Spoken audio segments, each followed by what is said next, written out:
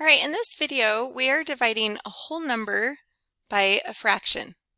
So whenever I'm dealing with fractions and division, first thing I'm going to do is I'm going to make this a fraction as well. Negative 12 over 1 doesn't change the value.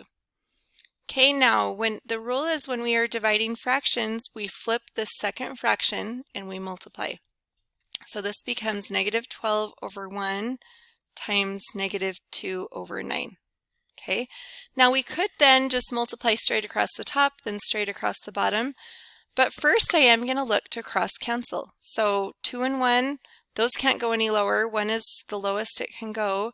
But 12 and 9, I can see I could divide a 3 out of both the top part and the bottom part. So I'm going to divide a 3 out of 12, end up with a negative 4. Divide a 3 out of the 9, we get a 3. And now I can just multiply straight across the top, then straight across the bottom. So negative 4 times negative 2 equals positive 8. And then 1 times 3 is 3. Now I'm going to look back up. It says we need to simplify and write as an improper fraction or a whole number. So we're okay leaving it just like this is positive 8/3. Now one little note, I know the negatives can throw you off. So if you want, at the very beginning of the problem, you could have just noted that, well, we have a negative times a negative, so we know our final answer is just going to be a positive number.